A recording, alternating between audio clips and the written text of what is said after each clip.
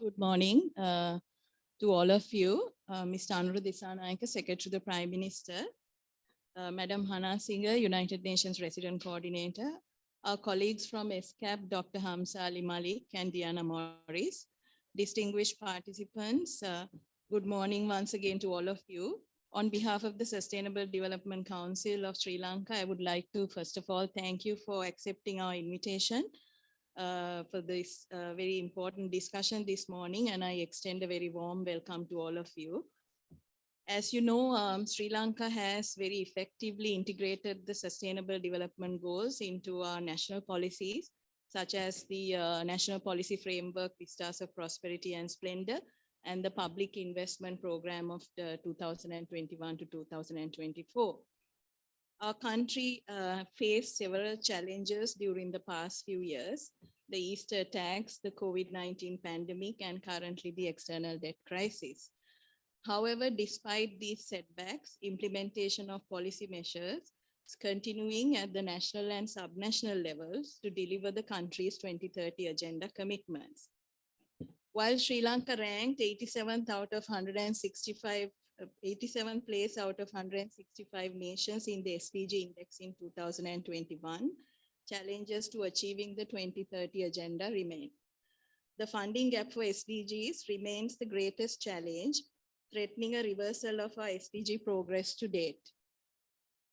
According to ESCAP estimates in 2019, prior to the pandemic and the conflict, Sri Lanka needs to spend an additional 9% of GDP per year to achieve the SDGs by 2030. This funding gap has certainly increased since then. The pandemic has also caused a loss of jobs, disruption of trade and supply chains, widening the digital divide, heightened fragilities of the most vulnerable sections of society, and contributed to increased poverty, food insecurity, and inequalities, among others. The absence of a broad financing framework for SDGs 7 years after their adoption has further compounded the problem. This has prevented Sri Lanka from drawing significant development financing linked to SDGs. Even prior to the present economic crisis, Sri Lanka failed to innovate and take early advantage in attracting international support and financing for SDGs, when SDGs could have opened up new global market opportunities. Sri Lanka needs to realize the opportunity and plan strategies to draw from the global financing potential. Needless to say, the current economic crisis is likely to have an overarching impact on our country's ability to progress towards SDGs. This has also triggered political and societal tensions, which are likely to negatively impact on our ability to access certain financial markets. However, the question we need to ask ourselves is whether, in our preoccupation with the present, do we lose sight of our long-term objective of achieving sustainable development? Relatedly, it is important to ask whether we pause all our efforts towards a sustainable transition until we overcome the current economic crisis, or do we explore potential fiscal and financing policy options that can support the government in pursuing SDGs while at the same time maintaining debt sustainability. These are all issues that need to be discussed and debated by all relevant stakeholders. Today's discussion is timely as the Central Bank of Sri Lanka will be launching the Green Taxonomy Framework tomorrow morning in support of better informed and more efficient decision-making on investment opportunities that contribute to achieving national environmental objectives. Sri Lanka is also a few weeks behind finalizing and launching Sri Lanka SDG Investor Map with support from UNDP Sri Lanka to unlock new levels of private capital flows towards SDGs. I'm grateful for colleagues from ESCAP's Macroeconomic Policy and Financing for Development Division for undertaking this mission to Sri Lanka during these critical times to help us find the solutions for some of these questions. The objective of today's workshop is to facilitate dialogue and discussion on the macroeconomic situation and considerations and implications to Sri Lanka's sustainable development, and would help us to understand the alternative financing options for SDGs beyond traditional approach of loans, grants, and national spending measures. Based on the workshop outcomes, as well as bilateral planning discussions during the next couple of days, a technical support plan can be developed to support Sri Lanka with various policy options, including innovative financing pathways for SDGs, while also supporting its economic recovery efforts.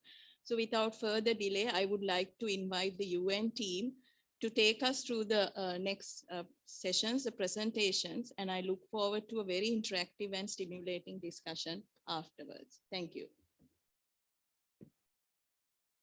Thank you very much, Shamindri. A wonderful morning to all of you, actually to each and every one of you. Shamindri and myself, I think, are very impressed, and in spite of the very challenging times, the degree of participation and the level of participation coming from all of you. I know these are very trying times, dear friends, for Sri Lanka, but we know also that we are not alone in this situation. Many countries have passed through this and came out of it, but it just needs the alliance and putting our hands together in order to pass these very challenging times. And the UN is here to support you in this process. And I'm really very honored and humbled that Mr.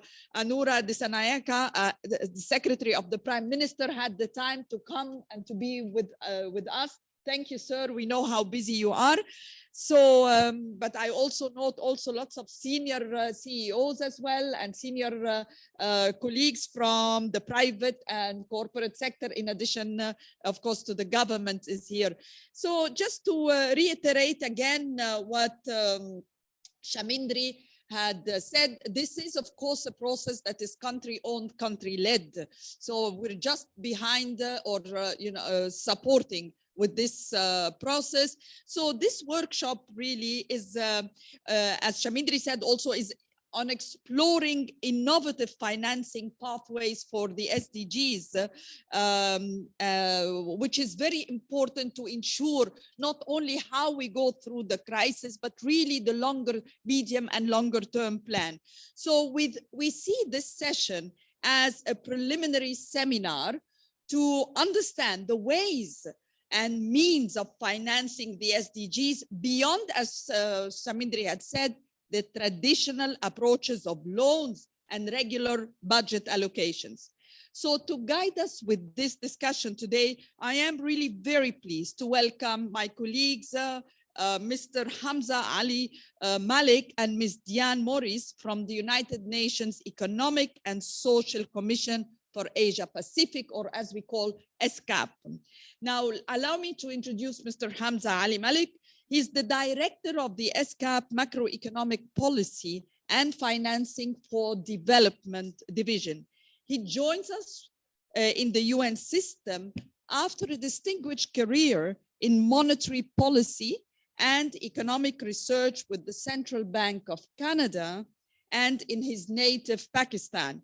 In his current role at ESCAP, he also oversees the applications of macroeconomic analysis to support the sustainable development and the SDGs, as well as the provision of technical assistance in the macroeconomic analysis and financing mechanisms to countries in the Asia Pacific region. And I always like to underline that one of the big advantage of Mr. Malik is that he has been on the other side. He has been with the government during the negotiations with the IMF, etc. So he knows the other side of the story as well. And I think he can be of a great support to all of you and a great resource as well for all of you. I would also like to introduce Ms. Diane Morris, who is the Economic Affairs Officer in ESCAP's Financing for Development section. She joins us also after extensive experience in the UN Capital Development Fund managing projects in inclusive finance across the ASEAN region. Her current work focuses on innovative financing mechanisms and working with regulators and policymakers to support the development of climate financing initiatives and frameworks. Before we commence, I would also like to extend once again the sincere appreciation to our Shamindri Saparamadu, the Director of Sustainable Development Council, because she's really the dynamo behind all this partnership with the UN and the commitment in the area of on this area in Sri Lanka. So without her enthusiasm, I have to say, and persistence, these also sessions and partnership would not have been possible. I would also like to acknowledge, so thank you, Shamindri, for being, we are behind you in all cases. And I'd also like to acknowledge other UN agencies in attendance to our session today, including and in particular in the area of macroeconomics, UNDP, who are working to offer complementary support in this area of SDG financing. UNDP and the World Bank are instrumental or were instrumental in brokering the early arrangements for the development of the central bank's green finance taxonomy that Shamindri referred to, which will formally be launched tomorrow morning. I'd also like to acknowledge, I think WHO is here and ILO, I think from our side. So with this, I'll hand over to Hamza to start the first session of the workshop. Over to you, Hamza.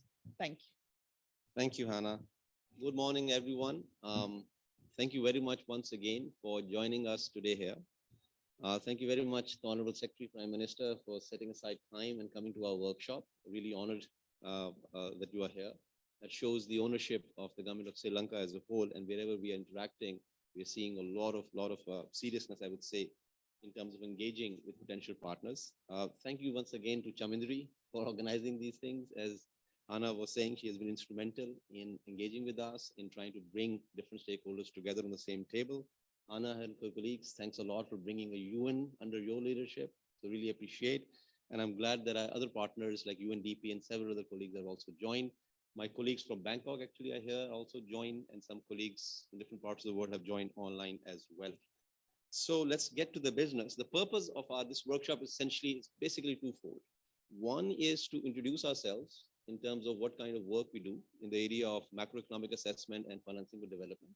And more importantly, to hear from you how the government of Sri Lanka in different ministries, different departments are looking at the crisis, how they would like to actually take things forward as we start discussing what is feasible here and what is not. Right? So I'll be talking about essentially in some areas relatively briefly, deliberately, because the idea is just to introduce. But if you have any questions, if you want to engage, I really encourage you to get involved after we finish our presentation with the question and discussion. So let's make it a really interactive discussion going forward. So basically, we'll be talking about 4 key messages. One, the obvious one, we all know now, the ongoing economic crisis in Sri Lanka is definitely going to severely impact the potential of Sri Lanka to pursue sustainable development goals. And that's a primary concern when we frame our policy suggestions. The likely fiscal consolidation, I'll talk about what that means, and that's a fundamental advice we're trying to put out there, should not come at the cost of the well-being of people of Sri Lanka. In simple words, what I mean is, as and when economies, policies are put in place, typically the focus tends to be on revival of GDP growth. And concerns of people are put on the backdrop sometimes. Put differently, as economies go through a transition, there are significant segments of societies that need direct help of the government, and they should be not forgotten in this context. So I'll be talking about from that perspective a little bit more. Then we'll come to our specific work that we have done, what we call Build Forward Better. When we do our macro assessment, we are essentially saying, well, let's not just recover in a conventional sense of reviving GDP growth, but let's try and do that in a manner that is consistent with the ambitions of the 2030 Agenda for Sustainable Development. And lastly, I'll give you a snapshot of exactly what work we have done and where we can actually work and collaborate with you and different partners in taking things forward.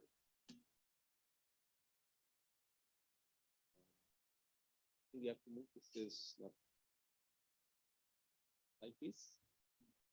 Not working.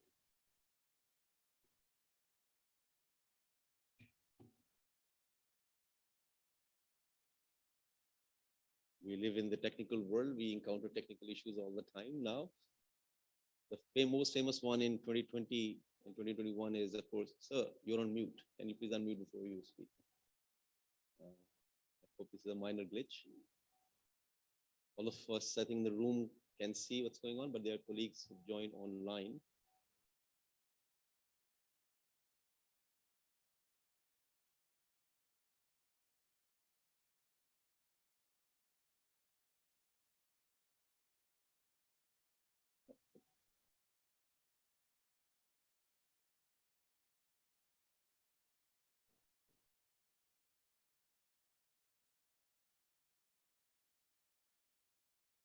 Yeah, working now. Got it.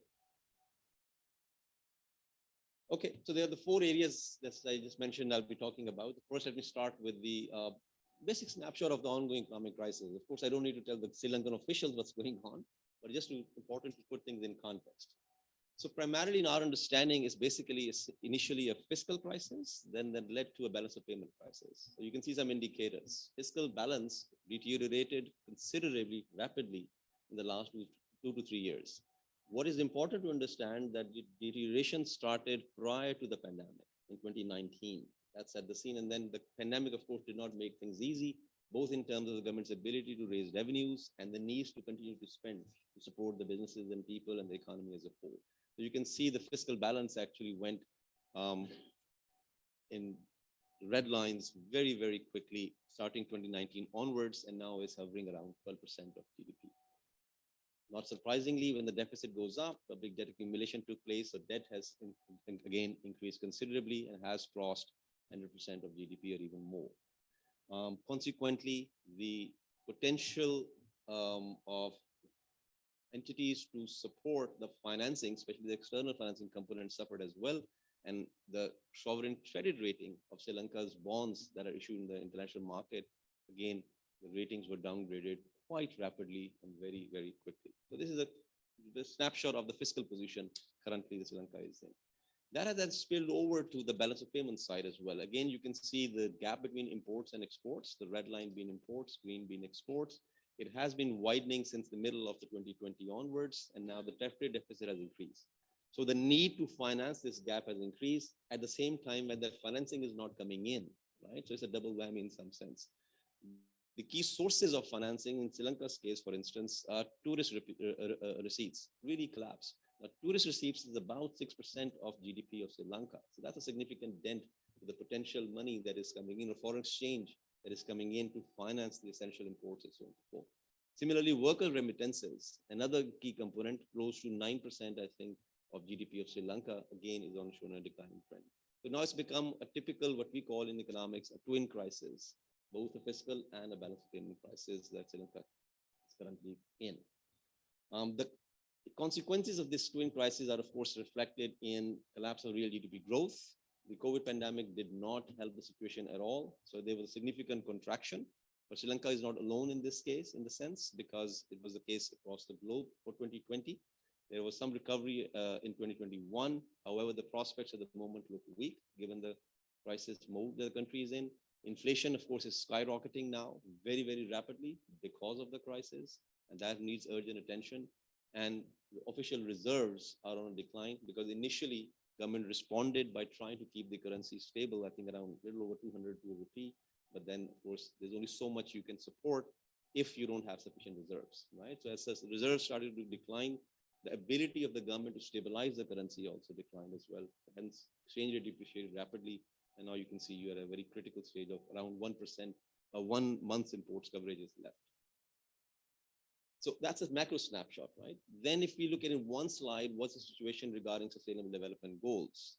So situation on the sustainable development goals was limited, as was the case with many Asia-Pacific countries prior to the crisis, prior to the pandemic also. And now it's actually likely to get worse. So just a simple visual over here. In certain areas, Sri Lanka was making good progress. The green arrows, which are showing upward movement. So goal 1, for instance, they were showing progress. Goal 4, they were showing progress. But there are several others where there are still challenges. There's some progress, but work not done. Hence, we should not lose sight as we do crisis management of this overarching framework that the entire global community has signed on, including Sri Lanka. So Sustainable Development Goals has to be the anchor of policy approach when we try to talk about economic recovery aspects as well. So there's several areas you can see Sri Lanka is facing. Either the progress is stagnating or there is some progress, however, not sufficient progress in place. Just to give you an example, how the crisis is going to impact the potential of sustainable development goals. So just take example of inflation. Now, it's going to have a differential impact on different segments of society, especially the poorer are going to be affected more because, as you can see on the right-hand panel, for instance, the share of food and beverages is high in their income basket because it takes a big chunk of their income just to have food and beverages compared to Colombo, for instance, right? So there's a differential impact between city versus rural residents. On the other hand, in Colombo, the share that goes towards housing, water, electricity, and other necessities, utilities is higher than the nationwide residents. And then you can see the division between food, health, transport, and other components as well. So there's going to be differential impact. Upshot being, the important message is poor are going to be affected more. So let's not forget about them as the policies are designed going forward. So the old way of doing things, let's grow first and assume that this kind of growth is going to trickle down to benefit the rest of society does not really work in our assessment. It has to be a direct concern, direct approach, focusing on the concerns of the people. This is just one example of that. The other one, of course, is the subdued employment trends, and especially it's going to have significant impact on the living conditions of poorer people, of especially incandescent women and informal workers. Just to give you some examples over here, you can see the employment trends going down, but in certain industries like wholesale and trade is okay. Manufacturing has collapsed, the red bar. Accommodation and food services, of course, has declined considerably. And 81%, for example, of garment workers in Sri Lanka are women.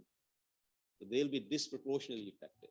Again, I'm giving an example, the need for a much more targeted approach, focusing on people as and when policies are designed. This is what I meant when I showed the first slide. It has to be a people-centered economic recovery, not the generic overarching thing.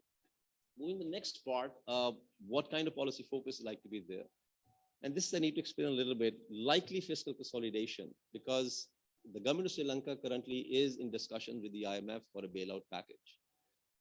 And one prominent feature of this package is going to be essentially fiscal consolidation. In plain words means there are going to be cuts on the fiscal spending, and there will be needs to raise more revenues, which is going to create pinch. So the ability of the government to continue to spend is going to be constrained considerably for 2 to 3 years to come.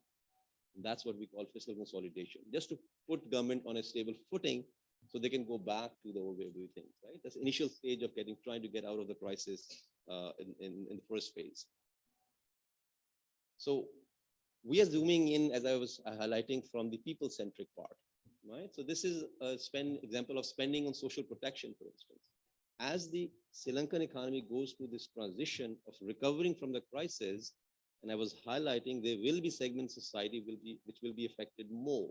And the need to protect spending in the social areas, especially social protection being one example, has to be a high priority of the government. So Sri Lanka is actually, compared to its peer in Asia and the Pacific, is doing okay. You can find Sri Lanka right there in the middle in terms of the public spending on social protection. Less than the global average, but very comparative in terms of Asia and Pacific region. However, the coverage can be improved, needs to be improved. So there is room for improvement in certain areas. You can see some examples of social protection, how Sri Lanka fares relative to other Asia Pacific peers. The bottom line being, spending has been enough so far, but the coverage needs to be improved. But when social protection, one key area comes out repeatedly is that the poverty targeted social protection schemes have leakages. It misses out on intended beneficiaries. And that's a common case in several developing countries. Tools like digitalization actually can help a lot in this front, for instance, right?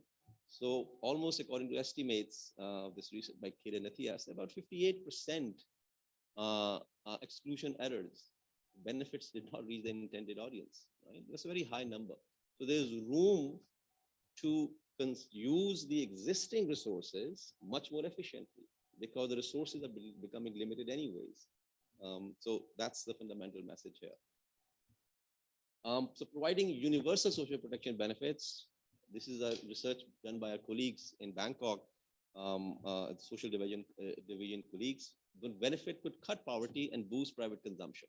We're simply demonstrating why it's worth to go out and invest in people, invest in social protection, even during times of crisis, because it actually helps reduce poverty. It actually helps reduce economic recovery, help the economic recovery in the first place by boosting consumption of certain components of the society.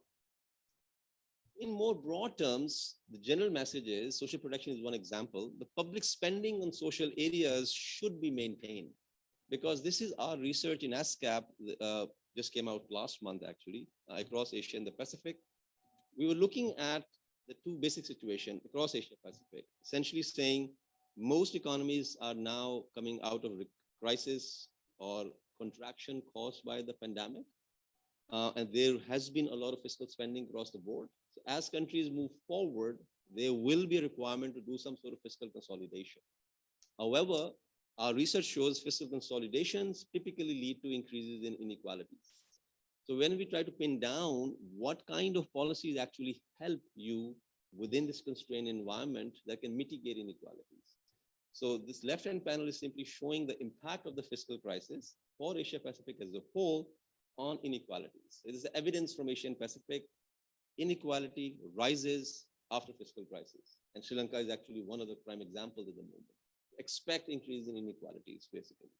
Then we try to isolate the policies that work better than other policies. And this is based on, again, several countries across the region. So right-hand panel simply shows the impact of social spending on inequalities in reducing inequalities. So the key policies that work are spending on education, healthcare, and direct transfers.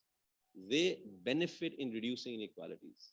In plain words, as government prioritize spending to recover from the crisis, the priority should be given to these three areas because they benefit both in terms of boosting aggregate demand and at the same time addressing inequality concerns. And that's the combination, that's the value addition I think UN research as a whole, including ESCAP, brings into the table compared to other partners like IMF and World Bank, where we say, let's not lose sight of sustainable development goals. Let's not lose sight of poverty and inequality concerns as and when we do macro assessments. So this is simply showing evidence in favor of that. So this is example from Sri Lanka. Now, from the same research, we isolated it for Sri Lanka. So fiscal consolidation that relies on social spending actually can notably widen income inequality. So if the fiscal consolidation takes place and critical areas like education, healthcare, direct transfers are cut, it will lead to inequality increases. So the message is don't do that, right? Prioritize those spending areas, even within a constrained fiscal environment. Tendency to raise revenues for VAT tends to be actually causing inequalities, a regressive taxation measure. So what kind of taxation policies will be designed is going to have an impact as well. So just to wrap up the key messages for this part, number one, provide universal coverage, which means I just showed you the spending has been good enough, but coverage needs to be increased. Develop more methods to identify those that are excluded from the existing schemes. And ESCAP has tools, and we can work with other UN partners to help and work with the government of Sri Lanka on these lines. Cover the missing middle, which means there are informal workers who are simply neglected because of this technical definition in a way. Right? The income level is too high to qualify for poverty reduction schemes, but not eligible to participate in other contributory schemes also at the same time. And that require attention because in many developing countries, a significant portion of workers essentially are informal workers. So they should not be neglected as and when government focuses on spending in social areas or providing social protection, and ensure the benefits levels are sufficiently high to have a meaningful impact. Moving relatively quickly to the modeling part. So build forward better, right? That's what we were talking about earlier, what to do now as a whole. So I'm not going to go in the detail of the model itself. It's based on a formal macroeconometric model. We spoke to central bank colleagues yesterday, and we'll be talking to finance ministry colleagues.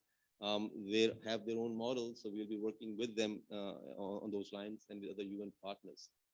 In plain words, the model is essentially saying, identifying three broad areas, what we call three policy packages: social services, digital access, and green development. and you can see subcomponents within each three policy areas. And then what our macroeconometric model simply does is it demonstrates quantitatively what are the benefits on key indicators like GDP growth, potential of output, reduction in inequalities, air quality, you name it, and many. I'll show you some indicators in a minute. So that's the essence of our policy advice when it comes to what we call build forward better. It means when you recover, don't lose sight of sustainable development goals. And how to go about doing that is pay attention to these three areas. This is based on our research we did a few years ago, before pandemic, 2019, trying to estimate what are the investment needs, investment requirements across Asia Pacific. We did that for the entire region. These are estimates for Sri Lanka. So for these three areas, social services, digital access, and green development, these are the estimates that we have. All in all, around 9% of GDP, I think Shamindri was alluding to similar estimates. 9% of GDP per year until 2030. So that gives you a sense of the financing gap that needs to be there. And this is before the pandemic, before the recent crisis. So in all likelihood, this gap has actually increased. So as policymakers, this is actually troubling, right? They're hearing we need to spend 9% every year of our GDP, where the money is going to come from when we are going into a crisis, right? That's a very fundamental policy challenge. So we'll share some ideas on those lines in a minute, but let's get this thing clear. However, let's assess how much actually is going on right now. The country needs 9% of GDP per year, but when you look at the right-hand panel, for instance, it shows using the current trends, how much actually is going towards these areas. So the green bar is simply showing, the blue bar is showing the 2% growth, the actual growth that was going on in the financing flows going toward those areas. And then we assumed, even if the government doubles or more than doubles, makes it on 5% growth, then what happens? And you can see it's pretty clear. In even ambitious cases, the needed investment does not reach 4%. And in normal circumstances, which we call business as usual scenario, it's actually less than 2%. So you need around 9%, and the actual money going towards the SDGs is barely 2% or not even, right? So it's right now you're only investing 17% of the investment needs. Bottom line, huge need to step up investments for SDGs in general around these three policy areas. So this I'll run through quickly. These are simulation results from the model for Sri Lanka. So you can see benefits, for instance, of potential output, unemployment going down, household consumption increases, inflation tends to go up for sure because you're spending much more, but stabilizes around a certain level after some time. Similarly, the important point of this model is it's not typical economic benefits, it actually has social benefits and environment benefits as well, which we can demonstrate quantitatively. So number of poor people decline, carbon emission levels go down, air quality improves, and inequality goes down as well. So we are able to, in our model, we can show that countries can have both economic and social environmental benefits at the same time. So this old way of thinking that let's focus on economic consideration first, and then we'll pay attention to distribution to address inequality concerns. Then we will pay attention to environmental concerns. So that's an old thinking. New thinking is these kind of objectives can be pursued simultaneously. And we have formal research shows that, look, this is actually feasible and possible, provided you go after the current policies you're highlighting there. Now, here comes the interesting policy angle, where the money is going to come from. Because naturally, when you say, these are the areas government should invest, everybody can understand that, they can appreciate that. It's going to have consequences for the accumulation of debt. As government go after spending more in social development, for instance, or green development, or digital access, it's going to require resources. And in a conceptual world, if you increase these spendings, you'll have implications on the debt. So the debt definitely goes up as and when countries pursue that. So this is a basic fundamental trade-off most policymakers face. They understand the need to spend more, but they're constrained by the ability to find resources to go after those investments.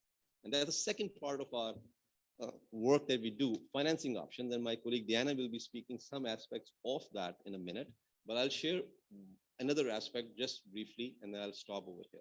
So bear with me for a couple of more minutes, please. So here is again a snapshot of selected fiscal and debt challenges in Sri Lanka, but putting in some numbers. Number one, we saw wide fiscal deficits. We have, and there are examples of that, low revenues, high spending, rigid spending structures. 2/3 actually goes on just wages, pension, and interest payments. Very little is left to actually channel in other areas. Large debt servicing and deficit financing burdens, right? Very difficult times. And now at the same time, high financing costs. As I was showing you, the ratings have actually gone down quite a bit. So this is the situation for Sri Lanka. Here is the broader range of policies. And then within those areas, we have, and ESCAP, done some work in these policies. And again, we can collaborate with the interest. For instance, there's a talk of debt relief. There should be consideration, it has to be. I think Sri Lanka is already in discussions on debt service suspension and debt restructuring kind of conversations. Debt swaps for development is an area. Diana will touch on that in her presentation. Areas within fiscal space. It's not about imposing new taxes to raise revenues. It's actually being smart about it and using your existing resources. So we have evidence from research from our resources, from our work. There are benefits to be had in terms of raising revenues by better and effective tax administration and how to do that. Consideration of progressive income taxation, rationalizing tax privileges, and most importantly, spending efficiency. These are on the margin, but collectively they have a huge impact on the kind of fiscal space governments can create. On the deficit financing, again, Diana will talk about the potential of green and social or thematic bonds, so to speak. Emergency financing sources are there. Public debt management, how you manage existing debt that actually helps reduce some of the financing costs. So this is just to give you a broader sense of potential options that are available to the government. Just to give you very briefly, I won't go into detail at all, the kind of examples where ESCAP has actually worked in these areas.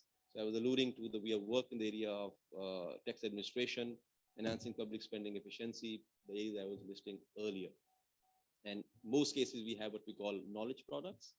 And then depending on country's interest, we prioritize, work with the government, alter our knowledge products, our approaches, and then try and facilitate to build the capacity of officials to take decisions around these policies. Some other examples of recent work, which are we call SDG aligned fiscal policies. You'll be, as I said, hearing from Diana soon on debt for swaps. We have done some work in the context of Pacific Island economies over here. And this is the last slide I think I'll show you, then I stop. So bottom line, what is the possible ESCAP support to Sri Lanka on the economic front, right? So once all is said and done, what can we offer? So I just gave you an intro of where the areas we worked on. Number one, we can provide a detailed assessment and analysis of potential implications of the economic crisis on SDG attainment. I just showed you some examples. Most importantly, we have a formal model that we can actually use to quantitatively show what are the benefits and what are the channels through which these benefits actually take place. We can work with developing focused and tailored fiscal policy options that I showed you a range of them that governments can consider as and when they're trying to find more resources. And of course, work with different government officials and stakeholders into building their capacity in adopting some of these policies and while ensuring what we call debt sustainability in the medium term. That's all for me for now. Thank you very much for your attention. And I hand over to my colleague, Diana.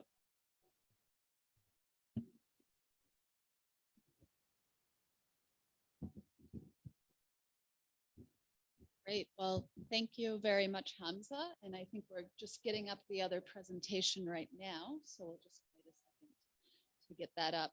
But maybe I'll just start with giving you a little bit of background on my presentation. So my presentation really builds on Hamza's presentation, looking at financing tools that can create fiscal space for mobilizing financing towards the SDGs. And these are really kind of a medium-term considerations for longer-term achievement of the SDGs. Just to provide a background on some of the framing of this discussion, ESCAP has actually been in discussions with Mindri at SDC, and we were looking at how innovative financing can support SDG achievement. This has been a little bit of a longer term ongoing discussion, and due to the crisis, we have slightly shifted some of those financing solutions, also looking at debt for climate swaps and other options that can provide debt relief support while looking at achieving SDGs as well. So to address the current debt crisis, multiple financing options are needed. And I think this is very much highlighted also in Hamza's presentation, that ensuring both social and economic outcomes, we need to look at macroeconomic and debt sustainability measures that are immediate measures that are allowing for refinancing and restructuring of debt, and tightening government monetary policy, which you will already be doing with the IMF and others. Ensuring social and economic outcomes financing considerations must be packaged and coordinated. So a key thing in my presentation is no single measure will solve the debt challenges faced.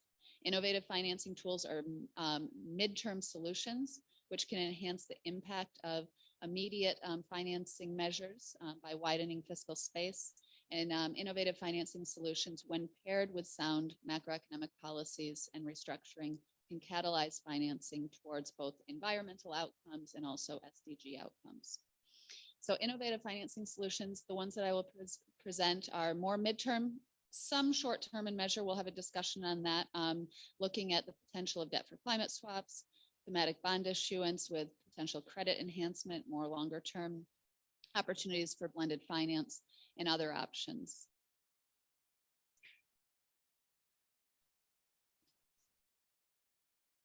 So going right into this, debt for climate swaps, and I think probably you've been discussing this among different ministries. The term I use here is debt for development swaps. And there's a particular reason I'm using that term debt for development, because there's really a wide range of debt swaps mechanisms that can be used. And this is really based on the swap investment pipeline and considerations of the government. So debt swaps really front and center. They're an innovative financing tool that are now being discussed, and it can really create debt relief and along with addressing some of the challenges for the SDGs and financing for the SDGs. Debt swaps can take multiple forms, but the main thing is having an available pipeline of projects which align with government priorities and also development outcomes. So having the development priorities of the government aligning with the swaps is key, and that will also inform the decision of what type of swap is actually selected. And as you see here on the screen, I have a few different swap considerations. One is debt for nature swaps. This is traditionally used for environmental conservation purposes. So for example, conserving oceans or forest areas. And I think there's some very good examples that have recently been done as well. I'll talk about the Belize example shortly. Debt for climate swaps, it's a bit, it's similar to debt for nature swaps, a bit more nuanced, and looking at adaptation and mitigation measures, potentially different forms of a swap, maybe looking at energy or other solutions as well. Debt for food swaps is also a consideration. World Food Program and others have had success in this area. And that's more of a bilateral swap. And I think this is something that's, I show this in another slide, but I think this is something that's quite interesting in that you can look at a bilateral swap, meaning that you have one creditor, a government, for example, saying that we will write off certain debt for a program such as a school nutrition program. So that actually can allow for fiscal space within a current need. I think the key thing to consider here when we're considering a swap is that, for example, a debt for food swap, food security is not necessarily a long-term issue in Sri Lanka. It's an issue right now, of course, but it's not necessarily a persistent structural issue. And when we're looking at a swap, we do really want to look at something that's long-term and structural. So there is an opportunity to kind of restructure swaps in the future where we focus maybe on a debt for food swap, and then we have maybe some social elements built into that as well to address immediate needs and then also social future needs. But these are considerations to be had, and I'll discuss this in a little bit more detail. And then there's other considerations as well. The beauty of this is that there's a lot of different structures in place that can allow for a bit of flexibility based on the government priorities.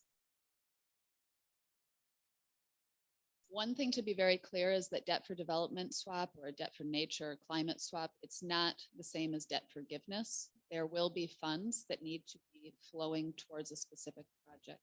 So the opportunity for a swap is that it's a mutually beneficial agreement. It's a beneficial agreement for the creditor, because yes, you will be only getting a portion of the payment back. You might be getting 60 cents on the dollar, but you are still getting payment back for the debt that was there. And it's a benefit for the debtor as well, because you're able to have more fiscal space, have debt relief, but also channel domestic financing towards domestic projects. It acts as debt restructuring while as redirecting spending to the SDGs, as I just said. And it can very much align with climate and SDG commitments. So these are things that you can bring out as a country to COP, for example, which is coming up in November, on how you are redirecting financing towards nature, conservation, adaptation, and other measures. Debt swap considerations, and I think this is a very important point to be aware of. Debt swaps take time. You look at the previous one from the Seychelles, that took 4 years. You look at the previous one from Belize, that took 1.5 years. It took time. Of course, now that the Belize deal is done, and I'll go to this in a little bit more detail, it is kind of an off-the-shelf thing that can be kind of applied, but there is still time. That time includes consultation with a range of creditors. Are the creditors going to be on board with such a swap? They might not be. They might want to wait until the IMF discussions and wait till after that. So these are very much considerations in terms of timing. Also, consultation with indigenous communities and what the swap is going to conserve. For example, if it's a debt for nature swap, if you're protecting half of the oceans, people fish there, all the considerations that it might have on local communities. And then also ensuring that there's that SDG focus and, as I mentioned, social safeguards in place. The types of swaps I mentioned, that there's a lot of flexibility within these swaps. I have 3 examples here. These are just 3. There's other examples as well, so it's not restricted to this. I mentioned the debt for food swap idea. So that's the bilateral or direct swap. You have a creditor government. They agree to cancel debt. The debtor government then directs payments towards a national priority, food, maybe a social issue, or others. A little bit more of a complex approach is third-party swap, where you have an intermediary. And there are several benefits actually of having an intermediary. They can facilitate the negotiation process. They can mobilize additional financing, including grants. As blended finance, I have another slide on that, but this is the grant element. Provide fiscal advice on how to structure the deal, provide technical support on the project by financing the swap even. And examples of intermediaries, for example, can be World Wildlife Fund, Nature Conservancy, as we know from the recent Belize deal, Conservation International, and others who can play that role. I think also the benefit, I mentioned some of the risks for indigenous communities and others. They have the expertise and can provide assessment on some of that and provide further advice. So there is really a benefit in having intermediaries there as well to support on some of the technical elements. The debt for nature swap in Belize just recently happened in 2021. And I think this is really being hailed as a model for countries facing debt distress that could be replicated. Just a little bit of information on this. I think many of you are probably aware of this, but Nature Conservancy helped the government of Belize raise $364 million through an issuance of a 20-year blue bond. That blue bond was used to essentially buy back the existing debt that was issued by Belize. And then it was also set aside to allow for additional $28 million in reserves, pre-funded conservation endowment, and pay $10 million for the closing and costs of the bond. The government has committed to providing $4 million a year in conservation of 30% of its oceans. And the deal was backed by credit enhancement and risk insurance by DFC, the American Development Bank. So this is one swap that has been very successful recently.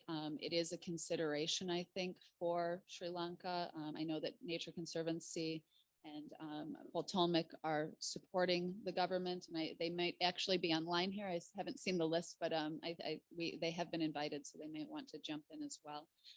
But that is one consideration as well. Again, considerations around timing is going to be key. Considerations on the creditors, having those discussions with the creditors will be key. I know I've seen recent media on the potential of sovereign credit rating and things like that and the impact of a debt swap. In the case of Belize, actually the credit rating went up. S&P Global actually increased the credit rating of Belize after the swap took place. So I think there's a little bit of debate on the credit rating aspect, but that was the case in Belize. Additional considerations and safeguards, I think I just covered these quite extensively in terms of national ownership and buy-in, aligning the deal with government objectives and plans. So I'm sure that there are many areas of conservation and also social issues within the current government plans, and aligning that swap with those priorities is key. And having really an all of government approach, ensuring that there is consensus on that. Consistent objectives with international conservation and agreements. Again, ensuring there's an appropriate pipeline of projects, and having respect for Indigenous people and the members of local community, ensuring that the swap is appropriate for their needs. Going quickly on to other financing considerations, I mentioned in the swaps that there's an opportunity for grant financing, also guarantees. Leveraging catalytic financing for SDGs is an option. We call it blended finance. There's also concessional financing. Within this, I think there's really very much a role that development organizations, development finance institutions, even the UN plays in directing our public capital towards leveraging private capital. And what I usually like to see is kind of a 1 to 100 leverage ratio. So that means for every 1 million spent, 100 million is leveraged. And of course, that's small comparative to the needs in Sri Lanka, but within the development community, really, I would say, streamlining development resources to mobilize private capital is key. And this is, I'll give some examples of how we've done this actually at ESCAP with some of our programs, but being able to provide either grant capital to support mobilizing, for example, an equity facility that could support employment of equity in terms of women entrepreneurs or in terms of MSME growth. There's a lot of opportunities that can mobilize the MSME lending programs or providing grant financing to support the development of specialized equity investment vehicles. So there's a lot of opportunities here, I think, where development capital can be used to really mobilize, provide risk financing for innovative tools that can be used by the private sector to de-risk them and test them in the market and expand to support the economy. In terms of longer term considerations, I know there's a lot of interest, I think, among a lot of countries on thematic bond issuance. And the role of thematic bonds really has increased. It's still only a small percentage of the market, but the volume of green, social, sustainability bonds, as well as sustainability linked bonds and transition bonds is really steadily growing year on year. And you can see this in the graph on the left, where you have the sustainable bond market really growing quite rapidly. And I'm sorry that it only goes till 2021. We're updating the data now, but it has actually very much doubled. So it's a very increase consistently year on year. I think one of the other interesting things is green bonds, of course, make up the majority of issuances. And I think there's obviously a huge opportunity in Sri Lanka to look at those issuances. Sustainability linked bonds has been a new trend, I would say, that is emerging. Those have been more private issuances, but we have just seen recently Chile has issued the first ever sovereign sustainability linked bond. And for those of you who aren't familiar with sustainability linked bonds, it's essentially there's a set of key performance indicators that are set, and the interest rate or coupon rate that is paid out varies based on if those indicators are reached or not. So if the KPIs are met, the interest rate coupon rate is reduced. So you have to pay less, which is an incentive to the government. If they are not met, then it increases. Some opportunities and considerations around thematic issuance. The key point that I would like to make here is that once the economy is stabilized, post stabilization, this is a public debt tool that can be taken. Right now, I don't think that this is the best option. We should wait until after IMF and other restructuring measures. And then once the fiscal space is a bit more under control and public debt management is under control, these can be considerations to be had. It does have a lot of benefits, I would say. It attracts new types of investors. It can increase potential investor demand. There is a lot of demand right now for green and sustainable products, and that is increasing, I think, considerably year on year, as we've seen. And that demand, I would say, will continue to increase and can really attract a variety of new investors in the country. It also allows for the adoption of new technologies, financing products that provide green jobs, promote climate resilience, and other options. And it allows issuers to take the opportunity to brand themselves as sustainable or forward thinking, and really allowing for a rebranding of debt in Sri Lanka towards a sustainable debt mechanism. Overcoming barriers to investment gaps, in particularly green technologies, is also an opportunity, and securing capital to support investment that might not otherwise be available. Of course, I mentioned already some of the considerations. Debt sustainability considerations are essential, and post-issuance is key here.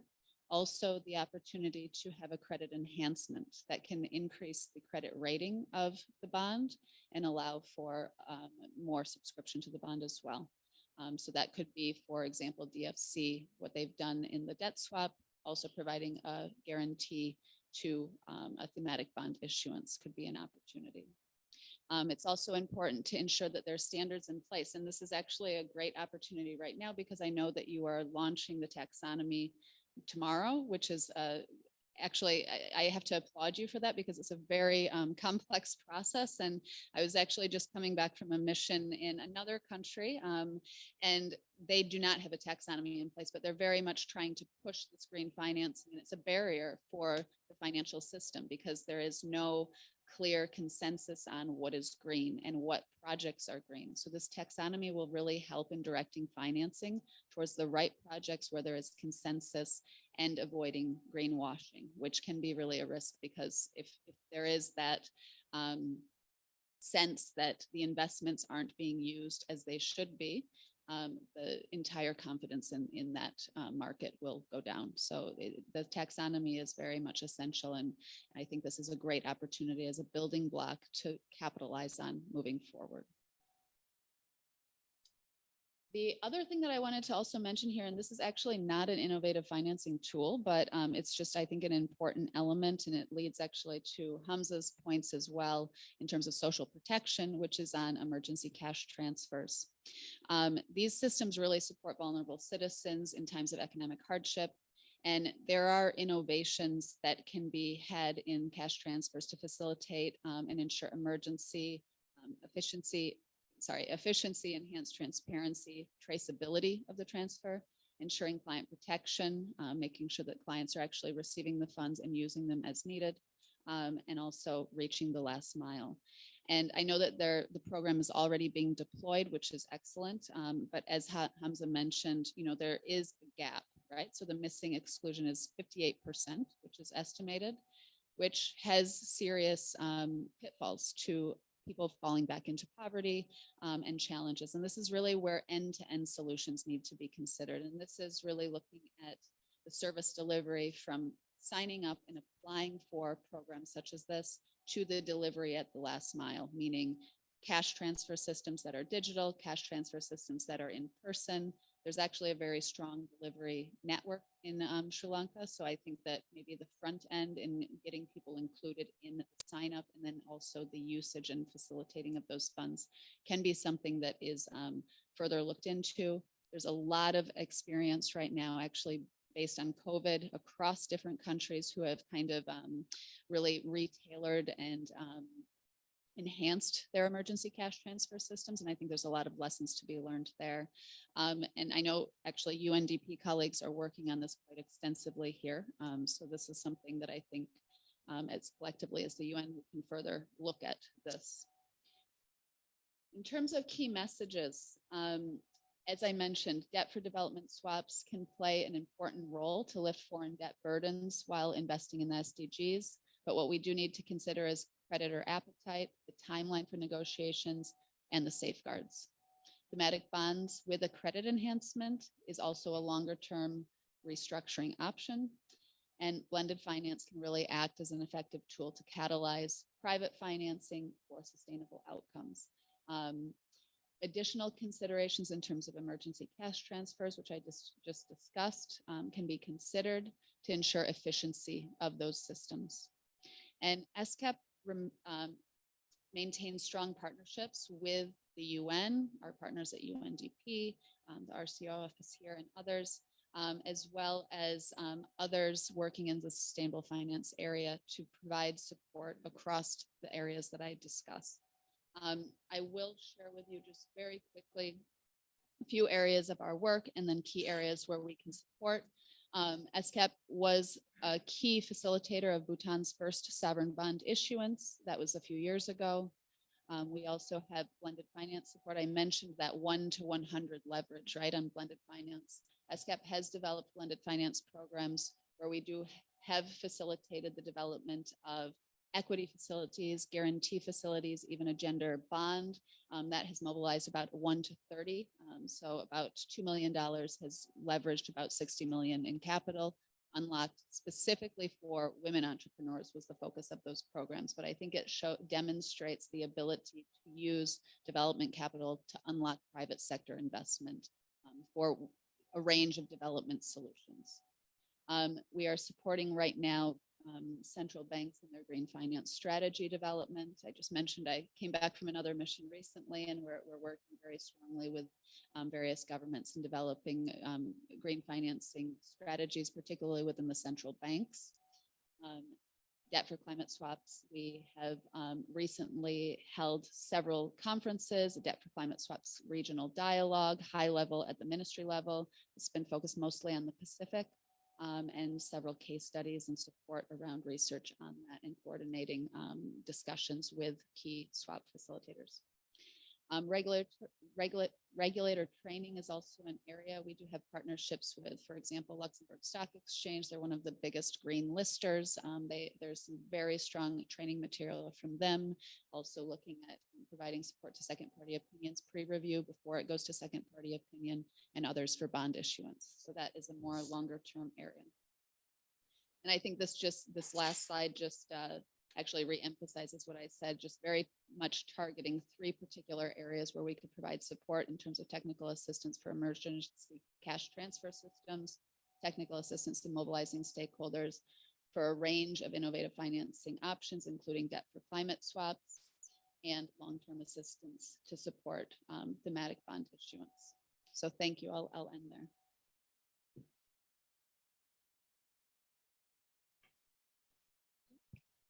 Thank you very much. I think that was quite educational for all of us. And I think now what we need to move into the second phase, which is the stakeholder more or less the dialogue. So we really would welcome very much your comments, your questions, and points of clarifications from our presenters here. So the floor is open, colleagues. You need just to introduce yourself and come in, because unfortunately the setting is not helpful to see all of you. We'll be very interested to hear how you are approaching and thinking the same issues that we were highlighting. So any examples from your work? That's something we're looking also. As I said, all we're trying to do is do a matching exercise in introducing ourselves, what we are doing, and trying to see where you are doing, because you are in the lead, you know exactly what's going on in the country and which areas you are actually going after. So if you can hear examples of your work, that would be really helpful for us going forward in strengthening our partnership. Thank you. Yeah, please. And introduce yourself, please. Thank you. Not on. Just press, yeah. Sorry. Hi, I'm Adisha Pereira. I'm actually representing the financial sector. I also represent, I have multiple capacities. I represent a public development bank. I also represent Sri Lanka Banks Association's Sustainable Bank Initiative. And there's also the central bank had appointed an interregulatory committee on sustainable finance. So I'm on all three platforms. So just to, I think I had spoken to Diana also before regarding this debt for sustainability, debt for climate swaps. And I do see a lot of potential, but I think I firmly believe that it has to be a multi-stakeholder initiative because the government probably can't do it alone. And so you need to engage the wider, not only the financial sector, but also the companies in the real sector, the NGOs. Now, if we take from our previous experience here in Sri Lanka, I know that in 2019, the central bank released a sustainable finance roadmap. And for that, from the financial sector, we were quite involved. We provided feedback. And immediately afterwards, there was this, as I mentioned, the interregulatory committee that was formed that brought in the members from the capital market, the banking sector, and different stakeholders. And there we again supported the central bank with with initial inputs on sustainable finance taxonomy as well. We connected the UNDP Finance Sector Hub and also the EU platform on sustainable finance with the central bank team. Unfortunately, though, I think it's kind of disappointing. I just got to know that the sustainable finance green taxonomy is going to be launched tomorrow. We've contributed towards it, but we've not had any feedback on it after that. And we get to know that now it's going to be launched tomorrow.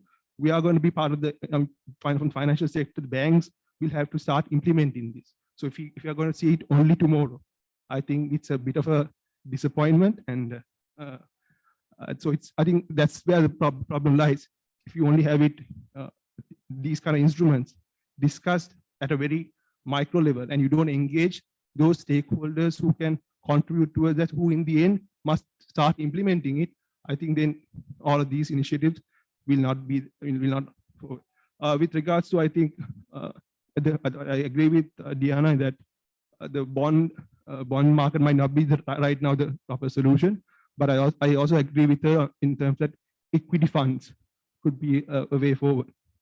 And to that extent, I heard the former central bank governor mentioning that, Dr. Jijit Kumaraswamy mentioning that for the team who had gone to US from Sri Lanka had already had discussions with MIGA to obtain political risk insurance. I think that's quite important, especially to attract impact investors, equity investors, because the problem is, I think, Hamza mentioned about the social protection. I think a lot more people will have to seek social protection if we do not support the MSMEs and the SMEs at the moment. The country's productive capacity is right now declining at a rate. So if we do not support them now, and if we just delay on that, there's a lot more people who are going to be in that bracket where the financing gap will be higher.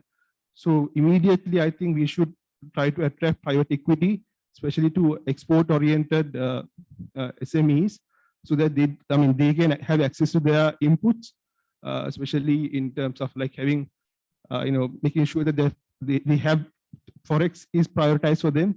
I've spoken to a lot of people in the agriculture sector. I understand that even for the upcoming, you need to have seeds in the country to have the production. And there has been even a difficulty in finding Forex to procure the seeds for upcoming, for the particular cultivation season. So come next year, the shortages would be far more. So the quantum of investment needed to provide those urgent Forex is smaller compared to what we have to deal with if the food crisis multiplies. So I think when we need to take those interventions, urgent ones where it is needed, and because rather than waiting for the problem to magnify and then trying to find more capital at that point to solve it. So those are some few of my suggestions. I really hope that you could convince particular policymakers to reactivate that platforms, the multi-stakeholder platforms that were created early. Actually, this interregulated committee that I was talking to you about was formed by the current central bank governor when he was a senior deputy governor. So I think he's really aware. It's unfortunate that it has fallen through, but I think there's a lot of better role that the financial sector and the other non-profits could play. And I sincerely urge all of those members of the government and other public officials to please engage and get. I appreciate this opportunity. I think it was a good opportunity for us to be here and provide that input, but I hope this continues in the future as well. Thank you. Thank you very much. Thanks for that. The point on engagement of stakeholders across the board is very well noted, very well taken. To the best of our ability, we'll try and highlight it again or reiterate the message again as we increase our interaction with pertinent officials, including with the central bank. So thanks for highlighting it. These kind of initial conversations, sometimes these things slip through the crack, but the importance that you're highlighting, you're the implementer actually of the taxonomy, right? So it's important that you are fully on board exactly how it's going to unfold over the coming months. So point taken on that. You want to comment something on that thing, or are you okay? To respond to that, from the side of the Sustainable Development Council, we have been facilitating such multi-stakeholder dialogues, particularly in developing the Sri Lanka SDG Investor Map. This is an initiative led by the UNDP. There is a reference group, and it is actually being done by a team of consultants from the Ceylon Chambers of Commerce, and I'm aware that they had several rounds of consultations with the private sector as well. I did not get with the financial sector. I spoke to Mr. Manjula Silva. We haven't had an engagement with the financial sector yet. Okay, but on your point on the importance of directing private equity investments, towards the export sector, and thanks for highlighting that, because I also have been trying to, argue on the importance of finalizing the SDG Investor Map, because this is the time to also support MSMEs and so on. Thank you. Thank you. Should we take a few and then you come in? Yeah. Ashala online.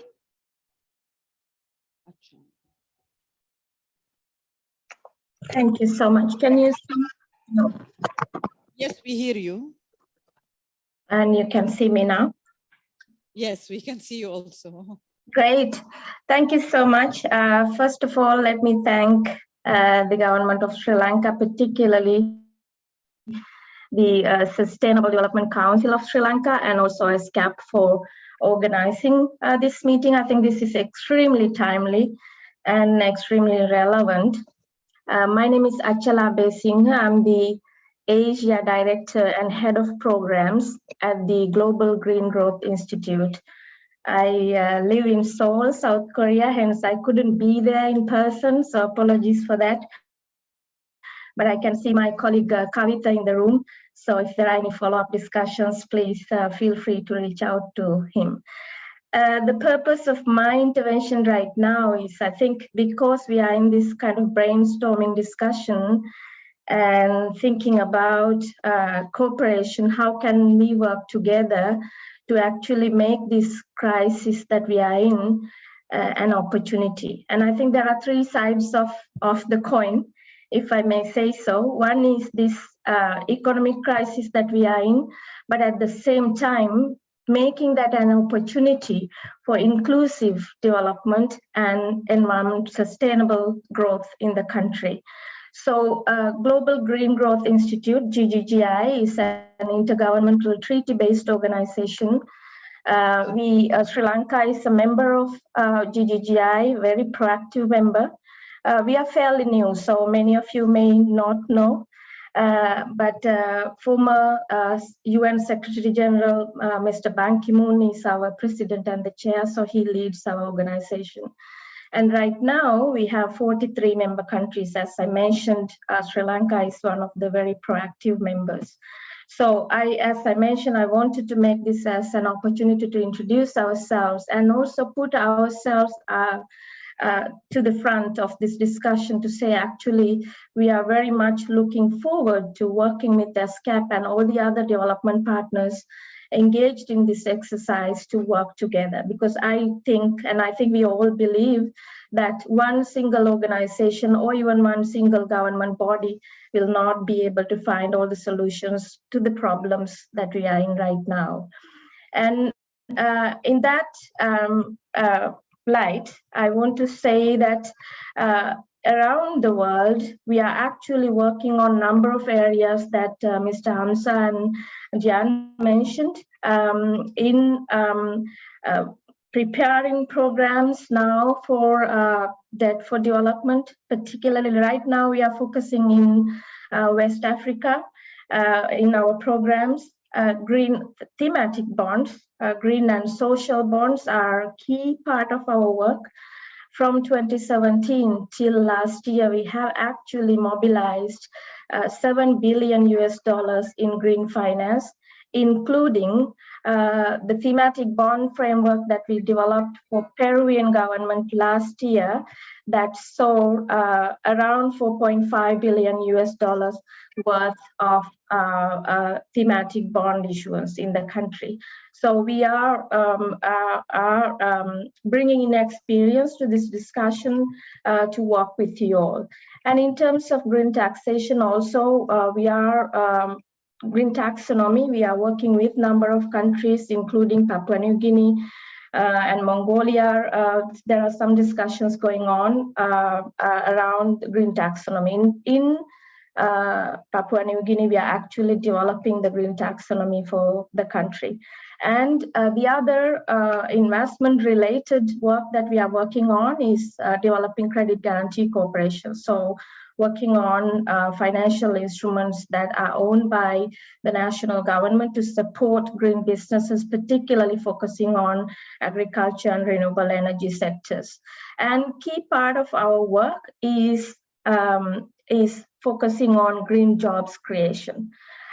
Through exercises in bringing in investment for the country, we focus on green jobs creation as well as green entrepreneurship. So there are a number of programs that we are working on in supporting incubation and acceleration related to green businesses.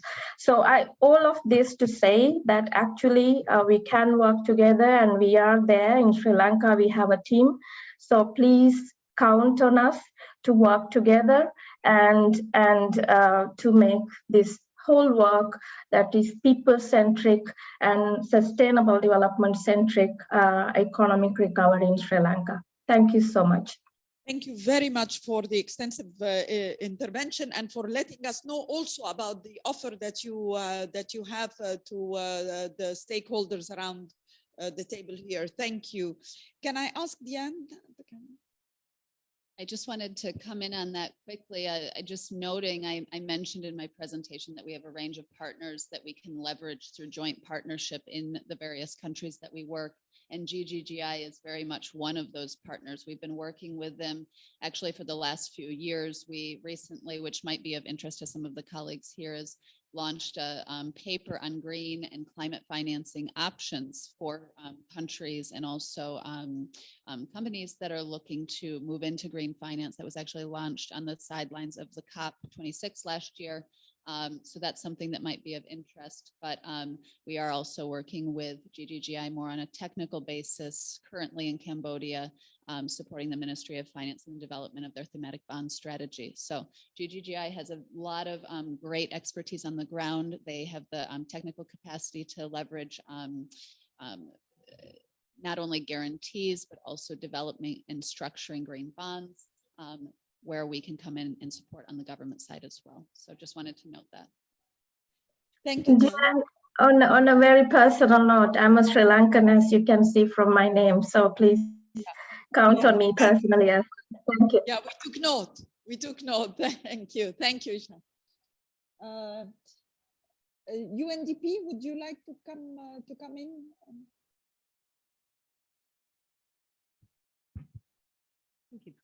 Thank you, Hannah. Good morning, colleagues. My name is Vagisha Gunasekara. I'm the economist, UNDP. Thank you, ESCAP, for a wonderful presentation. It was really informative, and you clearly laid out the options, short-term and medium-term options for Sri Lanka in response to the crisis that we're going through. And many of them UNDP Sri Lanka is also working on. But I have two questions or comments rather, and I would like to hear your thoughts on it. UNDP has been working on thematic bonds for a while now, and we decided to take a little break from pursuing the idea of thematic bonds because the country's credit rating was downgraded to the point that S&P last week said it's a selective default. So I would like to know from your experience, wide international experience, has any other country been successful with a downgraded credit profile to pursue thematic bonds? Or, I mean, we know that you can't pursue market bonds, but thematic bonds, do you know of any examples? That's my first question. And my second question is regarding the debt for nature swaps. We have also been looking at this idea, and one of the things we've been tussling about this idea is the commitment from the government budget that is required for a debt for nature swap to happen. And of course, the governments are not allowed to borrow in order to express their commitment towards a particular conservation project. So in the case of Belize, how did it work? And then lastly, a related question to that is about management rights and user rights of these conservation projects. How did Belize manage the political side of it? Because at the end of the day, conservation efforts are not really about, I mean, it's about land and people and people's livelihoods. So how did they manage that situation without getting into political turmoil? Thank you. Okay, thank you very much. I think from the floor, this will be the last comment because also considering your time as well. So I turn to Hamza and Diane. Okay, regarding the first question in terms of thematic bond issuance, I think we're on the same page. We very much think that there needs to be a restructuring first of the debt to even start looking at this. I don't think it would be responsible to consider additional debt options when we're already in a debt crisis. First point. Secondly, once that restructuring is in place, there are options, right? So if you have a credit enhancement as well, so a guarantee that can increase the credit rating that allows you then to take this on. I think there would need to be, personally, this is my own personal opinion, I think there would need to be a package of support because thematic bond issuance actually can be more expensive, you know, especially with the green issuance. Social, maybe a little bit less, but green particularly, there needs to be very strict standards in place. The fact that the taxonomy is here actually is very helpful to that. But being able to undertake, this would be the first, I believe, green issuance of the government. You need to have a green financing strategy in place, the reporting and transparency aspects of all of that in place, second party opinion costs, which are additional. And this is where I think ODA funding would have to come in and probably support as a first case scenario, as a test for maybe future issuance. But given the current debt situation, I would see this would be a multiple approach where you do really bring in those blended finance elements that I mentioned to support an issuance, again, midterm, long-term in the future, post restructuring. On the Belize side, actually, we're very, I'm very happy because our colleague Alberto Iscut is here, and he is actually our climate debt for climate swaps expert at ESCAP. So I will hand it over to Alberto to discuss a bit on the Belize deal. Thank you. I'll try to be very brief. Now, the case of Belize is quite interesting. There was a perception that these debt for nature swaps were very small, but actually Belize was quite important, you know, in size. So basically what happened in Belize is that with support from the Nature Conservancy, there was an issuance of a new bond for $364 million, if I recall. I think Diana gave the numbers. And that money, part of that money, $301 million, were used to retire debt for $553 million. So there was a net savings of the government of $189 million just by doing that operation, right? So, so basically, from the budgetary point of view, the government committed to support ocean conservation at a cost of $4 million per year, roughly. But if you think for 20 years, right, that's $80 million in total, but the saving was $189 million. So from the budgetary point of view, I mean, these type of deals can be very good for governments.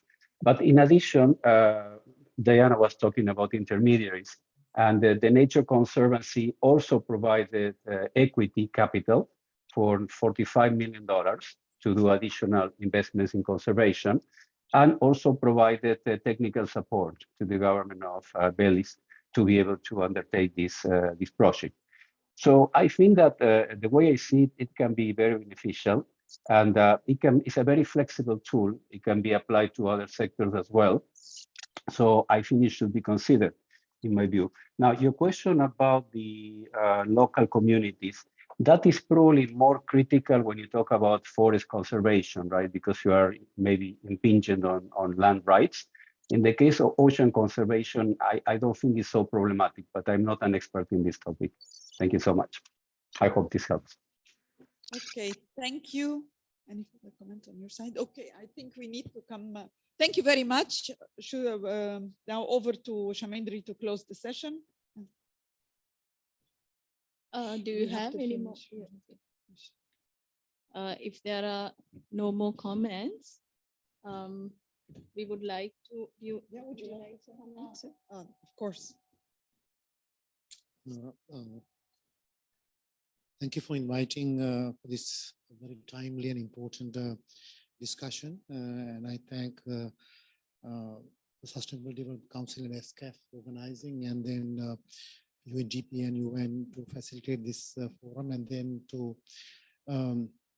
create an environment to listen to these alternative methods of financing and facing the crisis. As we all know, our conventional financing methods we all know that's either we are depending on the development multilateral and bilateral, and then from sovereign markets. Over the years, these other instruments were highlighted, but we are not given due recognition. You know, I can recall the GGI's present in Sri Lanka goes back to 5 years, and then they were highlighting the fact that there are some other instruments where we can start a dialogue, and then the Japanese government continues persuasion on carbon credit programs, and then Green Climate Fund was executive director. When he visited Sri Lanka, he offers us a $1 billion avenue to tap on various green investment opportunities. But due to various reasons, you know, we must have not given the priority due to ideological or otherwise, you know, some concern. But now we all have been pushed to look at various other instruments, and this forum gave us, all the government partners also, I mean, gave us various new avenues to tap. But what I learned is ground rule is we have to get our restructuring and get our house in order before tapping any of these resources. My only concern is like a good friend from banking sector highlighted, restructuring process and then talking to individual creditors and institutions will take 6 to 8 months period, you know, in between those vulnerable groups, and then needed to look at And time being, we have been discussing with our multilateral donor partners like World Bank, AGB, for some assistance, which are limited. World Bank assistance will sufficient only for 3 months. And the very good point our banking sector colleague mentioned, the essential investment or the inputs that are needed to buy the fertilizer and seeds, because these the cost of these investment will multiply when you face the crisis of food scarcity. I mean, because all the other inputs are ready, where the land is available, farmers are there, water is ready, but seeds and fertilizer is missing. So if we leave that gap until we restructure, the consequences or the damage in rupee terms and then real terms cannot be recovered. So there are on that point, I seek the support, I seek the attention of the UN system to see into these possibilities of, how do we come up with bridging support on some of these essential things, or where it has direct impact on food security of the country. I'm sure, this forum created us to think differently, and I have been strangely, I have been appointed along with another 6 secretaries by the new cabinet of ministers as a chair of the committee to look alternative financing sources on missing these gaps. So now various proposals are being evaluated, and we are trying to see. So this additional knowledge that I gained today will certainly help us to enlighten the group, and then the finance ministry and the cabinet of ministers, on this alternative, and then very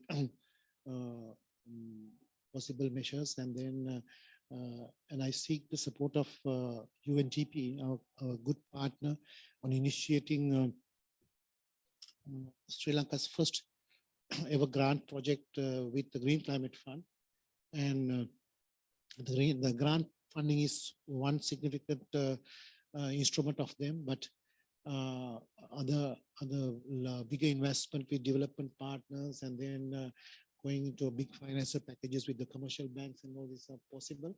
So I'm sure UNGP will work with the government in tapping some of these untapped resources at Green Climate Fund as well. So with that, let me thank once again for inviting for us to this very educative forum, and then given us different perspectives on securing finances and to recover. I mean, this restructuring, all these things are 6 months, but recovery takes quite a significant time. So we have to get our house in order. I mean, for that, and these inputs are very valuable. Thank you once again. Thank you very much. Thank you very much, Mr. Disanaik. Thank everyone actually for being here, to be honest. It's not easy to set aside time in these trying times. So once again, I'd like to thank Shamindri for being instrumental in bringing different stakeholders for the sake of this workshop. As I said, this is just the beginning of a conversation. That's how we like to think it. And as we move forward, we like to continue to build partnerships, build relationships, so we can continue to fine tune where exactly the support is needed. So some of the observations made are very helpful.